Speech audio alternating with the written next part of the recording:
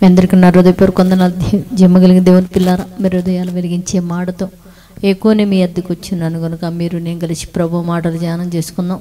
ప్రభు మాటలు ధ్యానం చేసుకోబోయే ముందు రాత్రికాలం నుంచి మిమ్మల్ని, మీ కుటుంబాలని, మమ్మల్ని, సంఘాన్ని, భూమి మీద ఉన్న ప్రతి బిడ్డని జ్ఞాపకం చేసుకొని ఎన్నో మేలులు, ఎన్నో ఉపకారాలు చేసిన దేవుడికి, మన ప్రభు, మన రక్షకుడు యేసుక్రీస్తు వారి నామములో పరలోకమందున్న తండ్రికి శిరస్సు వంచి వందనాలు, స్తుతులు తెలియచేసుకుంటూ, ఈరోజు దేవుడు పరిశుద్ధ ఆత్మ ద్వారా ఏ మాటల ద్వారా మన హృదయాలు వెలిగించాలనుకుంటున్నాడో ఆ మాటల ద్వారా మన హృదయాలు వెలిగించుకొని ఆయన తేజస్సుతో ఈ రోజంతా మనం లోకంలో బ్రతుకుదాం. దేవుని పిల్లరా, ఒకసారి మనం చూడగలిగితే యోబు గ్రంథము 22వ అధ్యాయము 28వ వచనంలో 29వ వచనంలో ఒక మాట రాయబడింది. దేవుని పిల్లలు చూద్దాం.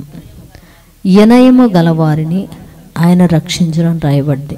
వినయము అనేది చాలా ప్రాముఖ్యమైనది, విలువైనది. దేవుని పిల్లరా, వినయం అనగా చెప్పిన మాట వినటము, విని దాని ప్రకారము నడుచుకోవటము.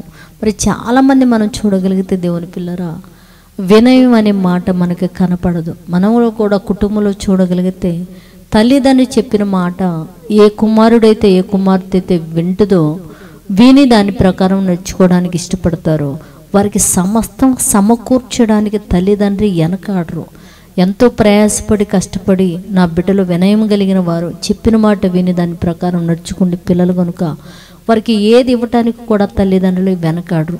అలాగనే లోకంలో కూడా చూడగలిగితే వారు చాలా మంచి పిల్లలండి, వినయం కలిగిన వారిని నిజంగానే ప్రతి ఒక్కళ్ళు కూడా వాళ్ళ ఆశీర్వాదం వారి మీద కుమ్మరించడానికి ఇష్టపడతారు. దేవుని పిల్లరా, అలాగనే దేవుడు కూడా ఒక మాట చెప్తున్నాడు, వినయము గలవారిని ఆయన రక్షించును. అంటే వినయము గలవారంట దేవుని యొక్క రక్షణలోకి వెళ్ళిపోతారంట దేవుని పిల్ల.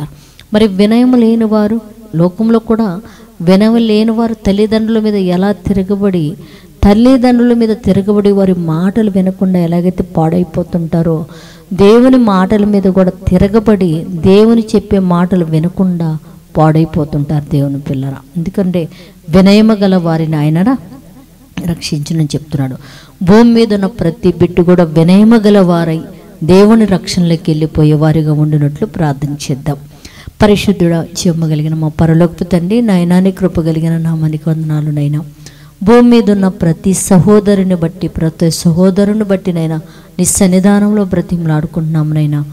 వినయము గల మనసు కలిగిన వారై తండ్రి, నీ రక్షణలోకి వచ్చే భాగ్యం భూమి మీద ఉన్న ప్రతి బిడ్డకి మీరు అనుగ్రహించమని నైనా నీ సన్నిధానంలో బ్రతిమలాడుకుంటున్నాము తండ్రి. నైనా అయ్యా, మా మొర ఆలకించయ్యా, చెవు యొగ్గి నా ప్రార్థన ఆలకించు తండ్రి.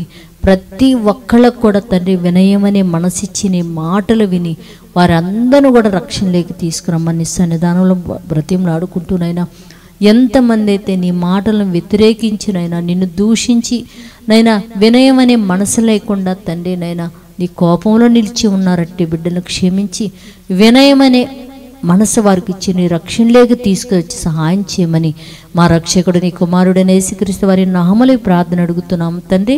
ఆమెన్. మీ అందరికీ నా హృదయపూర్వక వందనములు, ధన్యవాదాలు.